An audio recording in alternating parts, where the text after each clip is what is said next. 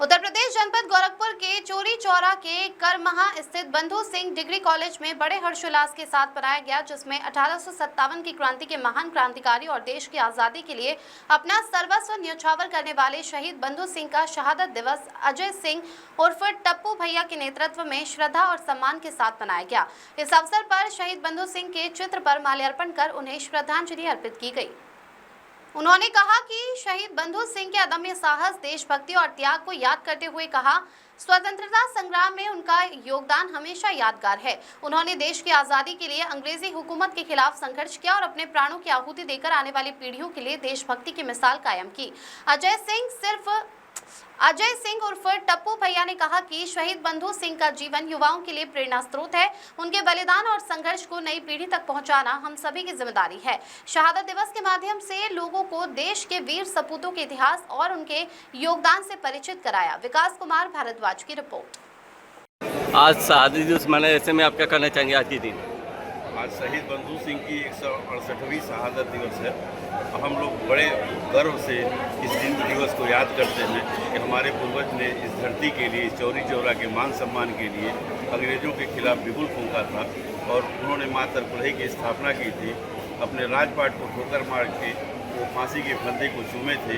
उन्हीं से प्रेरणा लेके हम लोग अपने जीवन में आगे बढ़ने का काम कर रहे हैं और निश्चित तौर पे हमारे लिए बड़ा गर्व का विषय है। हम लोग पहला कार्यक्रम किए हैं आज सुबह के दिन आर्यनगर, जहाँ पर उनको फांसी दी गई थी। दूसरा कार्यक्रम हम लोग किए हैं माँ तरकुलहा देवी के स्थल पे, जहाँ पे माँ तरकुलहा देवी की उन्होंने अपने रहते रहते स्थापना की थी और वहीं पे तरकुल देवी का पेड़ टूटा था, तरकुल का पेड़ टूटा था, जिसके नाम पर उनका तरकुलहा देवी स्थान रखा गया। तीसरा कार्यक्रम हम लोग रखे थे यहाँ पे शहीद स्थल पे। हर वर्ष हम लोग इसी तरह से कार्यक्रम करते हैं। निश्चित तौर पे 1 मई को जो उनका जन्म दिवस है और 12 अगस्त जो उनका शहादत दिवस है, दोनों हम लोग धूमधाम से मनाते हैं। और शहीद बंधु सिंह महाविद्यालय पे यहाँ समापन का कार्य होता है। यहाँ पे एक प्रसाद वितरण का कार्यक्रम होता है और क्षेत्र से हजारों की संख्या में लोग आते हैं और इस कार्यक्रम में शिरकत करते हैं, शहीद बंधु सिंह को नमन करते हैं। और हम लोगों को बहुत गर्व की अनुभूति होती है कि हम उनके वंशज हैं। ऐसा सौभाग्य हमको मिला है। हम चाहेंगे कि हम बार बार उस खानदान में हम जन्म लें और हम भी चाहते हैं कि हम चौरी चौरा की धरती के लिए शहीद बंधु सिंह की ही तरह कुछ ऐसा काम करके जाए कि वर्षों वर्षों याद किए जाएँ। बहुत बहुत धन्यवाद। आसपुर देवसरा थाना क्षेत्र में प्रधानमंत्री और मुख्यमंत्री के खिलाफ कथित रूप से अभद्र टिप्पणी करना एक युवक को भारी पड़ गया। मामले में पुलिस ने कार्रवाई करते हुए रविशंकर निषाद को गिरफ्तार कर लिया। बताया जा रहा है कि रविशंकर निषाद पर सोशल मीडिया के माध्यम से प्रधानमंत्री और मुख्यमंत्री के खिलाफ आपत्तिजनक एवं अभद्र टिप्पणी करने का आरोप है। मामला पुलिस के संज्ञान में आने के बाद अधिकारियों के निर्देश पर जाँच शुरू की गई। जाँच के दौरान पुलिस ने आरोपी की पहचान रविशंकर निषाद के रूप में की। इसके बाद पुलिस टीम ने कार्रवाई करते हुए उसे गिरफ्तार कर लिया। पुलिस द्वारा मामले में आवश्यक कानूनी कार्रवाई की जा रही है। घटना के बाद क्षेत्र में चर्चा का माहौल है। पुलिस ने लोगों से सोशल मीडिया पर किसी भी व्यक्ति, समुदाय अथवा संवैधानिक पद पर बैठे लोगों के खिलाफ आपत्तिजनक टिप्पणी या भ्रामक सामग्री पोस्ट नहीं करने की अपील की है। पुलिस के मुताबिक मामले से जुड़े तथ्यों और साक्ष्यों के आधार पर आगे की कार्रवाई की जा रही है। Bureau report. इंदौर की खजराना पुलिस ने एक ऐसे अंधे कत्ल का खुलासा किया है जो कि 12 साल पहले किया गया था। पकड़े गए आरोपियों ने पहले नशा किया, उसके बाद मृतक को लिफ्ट देने के बहाने सुनसान जगह पर ले जाकर लूट की घटना को अंजाम देने के बाद चाकू से वार कर हत्या कर दी थी। पुलिस ने 2 आरोपियों को गिरफ्तार कर लिया है और एक आरोपी की मौत हो चुकी है। दरअसल पूरी घटना दिनांक 17/4/2015 को खजराना थाना क्षेत्र के बाईपास के पास एक 17 वर्षीय युवक कृष्णा का शव मिला था।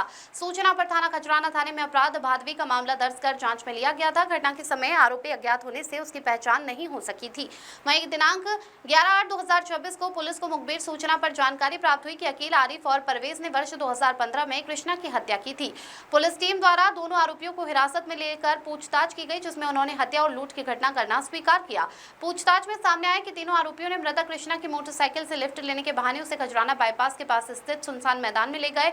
वहां साथ में नशा करने के बाद मृतक से सोने का लॉकेट, चांदी की पेंडल, चेन और नकदी लूट ली। मृतक द्वारा विरोध करने पर आरोपी अकील ने उसके गले पर चाकू से वार कर दिया, जिससे कृष्णा की मौके पर ही मौत हो गई। घटना के बाद आरोपियों ने मृतक की मोटरसाइकिल सहित अन्य साक्ष्यों को जलाकर छिपाकर घटना के साक्ष्य नष्ट कर दिए और मौके से फरार हो गए। बहरहाल पुलिस ने 12 साल पुराने हत्या के मामले में आरिफ उर्फ नाइट्रा, अकील उर्फ नाइट्रा को गिरफ्तार कर लिया है और एक आरोपी परवेज की मौत हो गई है। जावेद खान की रिपोर्ट। खजराना पुलिस ने एक लगभग 11 वर्ष पुराने अंधे कत्ल का खुलासा किया है। इसमें 17 अप्रैल 2015 को कृष्णा नाम के लड़के का अपहरण और उसके बाद में हत्या का मामला पंजीबद्ध किया गया था। तत्समय भादवी में धारा 363 और 302 का यह अपराध था।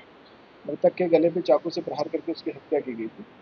इसमें सतत विवेचना तत्समय भी की गई थी, किंतु अपेक्षित सफलता न मिलने के कारण इसमें खात्मा किया गया था। वर्ष 2019 में ऑपरेशन उजागर के तहत कई सारे अंधे कत्ल के मामले में पुनः खोला गया था।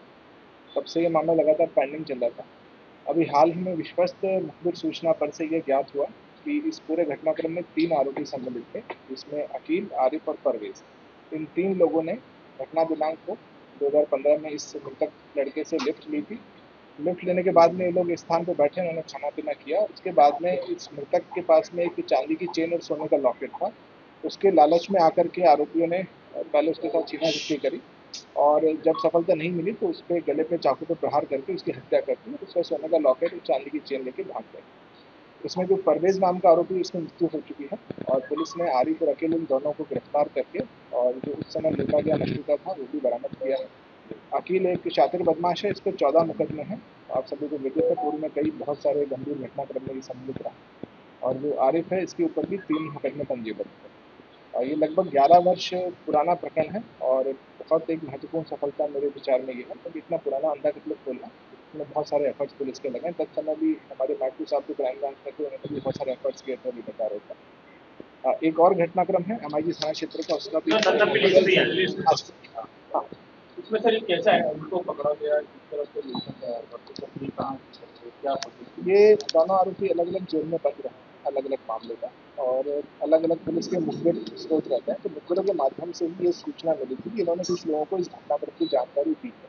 फिर पुलिस ने इन दोनों आरोपियों को राउंड अप किया, राउंड अप करके इनसे सूक्ष्मता से पूछताछ करी। तो इन्होंने पूरा घटनाक्रम स्वीकार किया, घटना स्थल है वो उसका विजिट कराया गया, तो एग्जैक्टली जो सीक्वेंस था वो मैच किया गया और पुलिस ने जब तस्दीक के उपरांत पूरे घटनाक्रम को सत्य पाया तो दोनों को हिरासत में लिया और उन्हें जो लूटा हुआ मशरूका था, सोने का लॉकेट और चांदी की चेन, वो भी बरामद कर ली है। मृतक की जो मोटरसाइकिल थी वो उन्होंने जला के उस समय नष्ट कर दिया।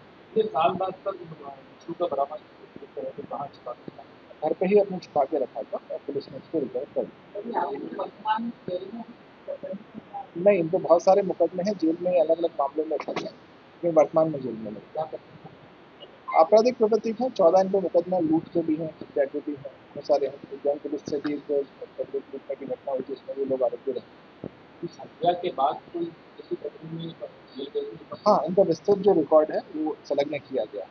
14 मुकदमे अभी तक हमारे नॉलेज में अपील के आ गए हैं और 3 मुकदमे आ रहे हैं।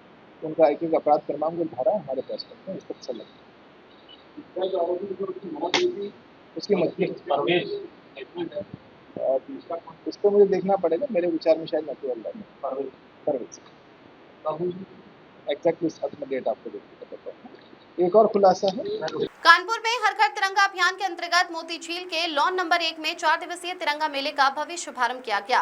मेले का उद्घाटन कानपुर के जिलाधिकारी जितेंद्र प्रताप सिंह और MLC सलील बिश्नोई ने फीता काटकर किया। यह मेला 12 से 15 अगस्त तक आयोजित किया जाएगा। तिरंगा मेले में देशभक्ति और राष्ट्रीय एकता की भावना को बढ़ावा देने के लिए तिरंगा थीम पर आधारित विभिन्न गतिविधियां आयोजित की जा रही हैं। मेले में आने वाले लोगों के लिए विशेष आकर्षण स्वदेशी उत्पादों के स्टॉल है, जहां स्थानीय स्तर पर तैयार किए गए विभिन्न उत्पाद प्रदर्शित किए गए हैं।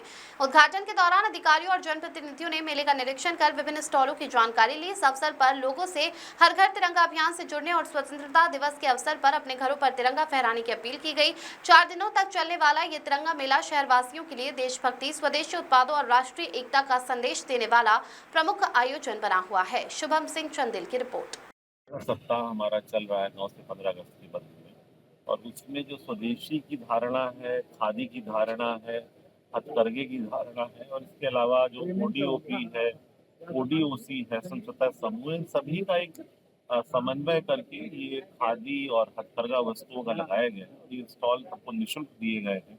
मोती झील एक हमारी बहुत इंपॉर्टेंट लोकेशन है, तो मैं सभी शहरवासियों से अनुरोध करूंगा कि जब वो अपनी स्वाधीनता को सेलिब्रेट करें तो साथ में जो हमारे हथकरघा के कुशल कारीगर हैं उनकी कला को भी सराहें और उनका सामान भी खरीदें, ताकि जो स्वदेशी स्वाधीनता खादी का जो एक तालमेल है देश की आज़ादी के लिए, देश के गौरव के लिए, उसमें उन सभी का कानपुर वासियों का योगदान हो सके।